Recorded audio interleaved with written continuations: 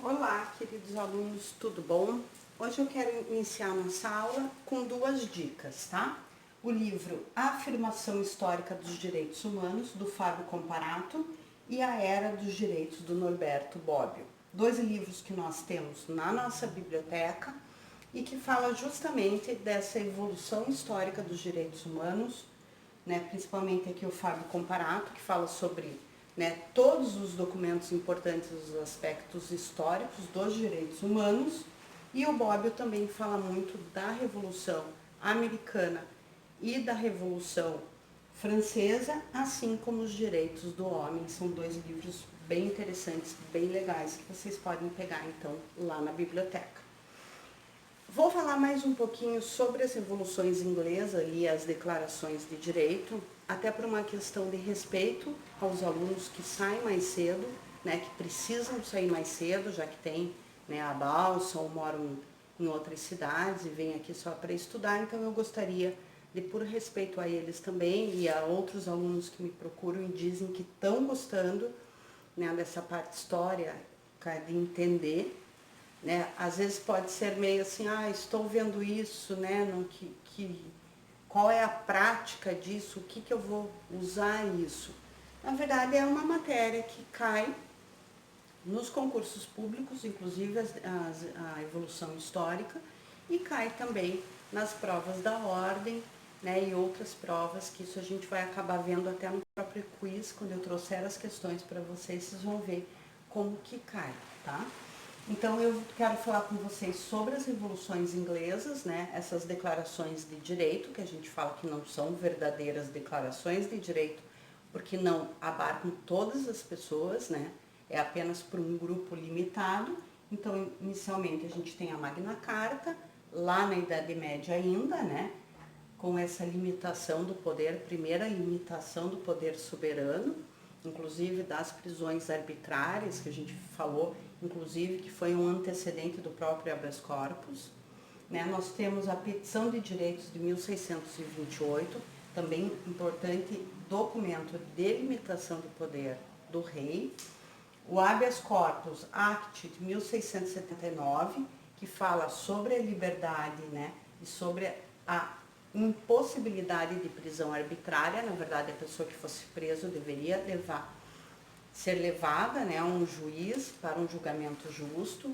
Então, esse é um importante instrumento, inclusive, para o Brasil e para o mundo, em relação à questão não só do habeas corpus, mas como também em relação ao mandado de segurança, que a gente sabe que esses dois remédios são constitucionais e estão, portanto, na nossa, né, Constituição, ali no artigo 5º.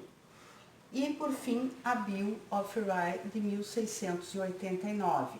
Aqui é importante a gente entender o momento histórico que estava vivendo a Inglaterra. Eu falei para vocês da Revolução Puritana, né, com a entrada da dinastia Stuart, de um rei católico que tenta trazer o catolicismo num país que é majoritariamente protestante, né? Esse rei é derrubado, é decapitado na Revolução Puritana. Entra num tempo de mais ou menos 10, 20 anos Oliver Cromwell, que não é um rei, mas ele governa também muito tiranamente a Inglaterra. E o que acontece?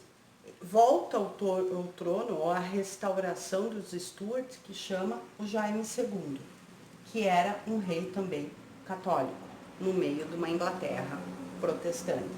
Ocorre então o quê? A revolução chamada Revolução Gloriosa, e retira-se Jaime II do poder, havendo mais poder de quem?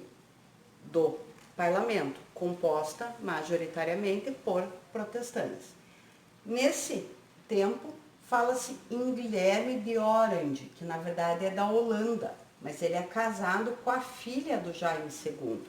Então, ele assume o trono da Inglaterra, só que o parlamento fala, tudo bem, você vai assumir, mas você vai ser obrigado a assinar o Bill of Rights de 1689, que vai ter uma limitação muito grande do poder do rei. A declaração da guerra só vai poder ser feita através do parlamento. A cobrança de impostos também só impostos que passem pelo parlamento, então um poder muito maior do parlamento, baseado nas ideias iluministas e especialmente de John Locke. Aqui quando a gente fala de iluminismo, a gente está falando muito da razão, né? Há uma separação dos poderes importantíssima, que depois vai ser inclusive, né, vista com bons olhos por Montesquieu, que fala da necessidade dessa separação de poderes, e inclusive o direito de petição. No entanto, a gente já falou isso para uma parte da sociedade. Então vai entrar ali o clero, a nobreza e também a burguesia, pessoas que têm dinheiro, que têm, né, e agora estão conseguindo poder a partir aqui do parlamento.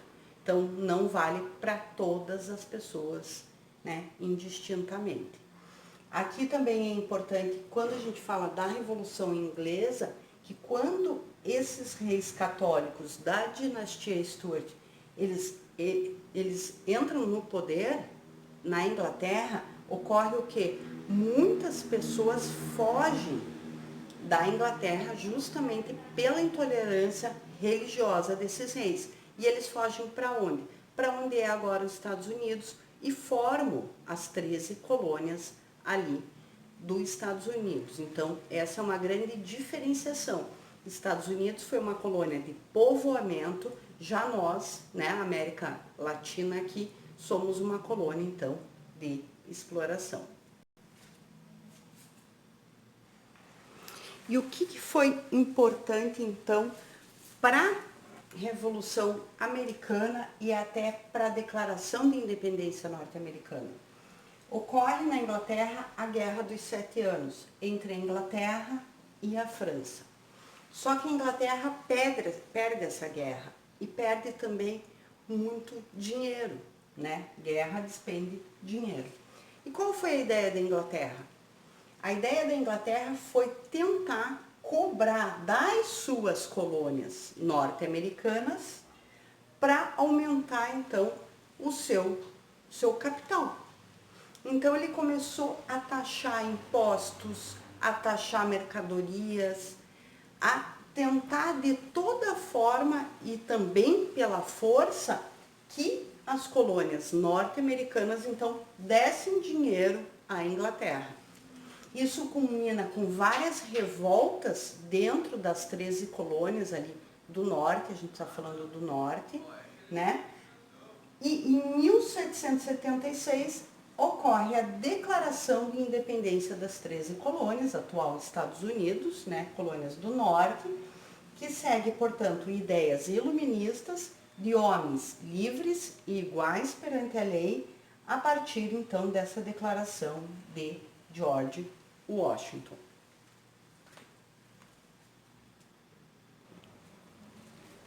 E a declaração, então, a importância da Declaração Americana é que ela constitui o ato inaugural da democracia moderna, né? Com a limitação dos poderes, a separação dos poderes, e tem como características: não reproduz a sociedade de estamento. O que é isso? A sociedade americana, ela é contra aquela ideia lá da Europa de sociedade de estamentos, que é aquela rei, clero, nobreza e burguesia. Ele é totalmente contra a esse tipo de sociedade. Na verdade, a sociedade americana é uma sociedade tipicamente burguesa. Todos são iguais perante a lei, são antimonarquistas, totalmente contrário à monarquia. E, na verdade, quando a gente pensa que a sociedade em que todos são iguais, não quer dizer que não há desigualdade social. Isso é um outro ponto. Na verdade, a igualdade de todos são iguais, ela é importante para quê? Por exemplo, para o comércio, para o lucro. Por isso, essa igualdade, ela é necessária. Mas eles estão acabando, ou eles estão preocupados nessa época com políticas públicas, vamos assim falar, daquele menos favorecidos, dos pobres mesmo? Não. Na verdade, eles estão preocupados com essa sociedade aí, burguesa, que tem muito capital. É o primeiro documento que afirma o princípio democrático na história moderna, por isso a importância da Declaração Americana. Aqui ocorre a soberania popular, então o poder emana quê? Emana do povo que constitui a nação, para o governo, isso é importantíssimo. Aqui nós vamos ter aqui a liberdade de expressão, né, um princípio super importante dentro da Declaração Americana. Nós vamos ter a liberdade de culto e religião, já que a gente viu que eles são aqueles perseguidos protestantes que vêm fugido então para a América. Então há necessidade muito grande, né, dessa liberdade, não só de expressão, mas de religião também, né? E fala-se, diferentemente, a gente vai ver, da Revolução Francesa, aqui na Declaração Americana se fala em felicidade, o alcance da felicidade. Mas fala-se muito do alcance da felicidade no sentido de capital, de lucro, de você estar bem, que é o que a gente vai ver posteriormente, que é aquele modo de vida americano, que há uma perseguição, né, vamos assim dizer, ao mundo, de que a gente precisa viver um modo de felicidade americano. Na verdade, esse modo de felicidade americano, ele parte, claro, ele depois de outros acontecimentos aparece muito mais, mas a felicidade ela já existe então desde da Declaração Americana, que é inclusive anterior à própria Revolução Francesa. Tá? Aqui nós terminamos então a Declaração Americana, a Revolução Americana, e eu vou deixar então para a gente trabalhar e fazer o grande fechamento em sala de aula da Revolução Francesa, que foi muito importante, até mesmo ali que ela vai dar o rumo das próprias gerações dos direitos humanos, então ela é bastante importante também. Não que a Declaração Americana não seja, é extremamente importante, mas eu vou deixar então a Declaração, né, a Revolução Francesa para a gente tratar então em sala de aula. Muito obrigada e até terça-feira.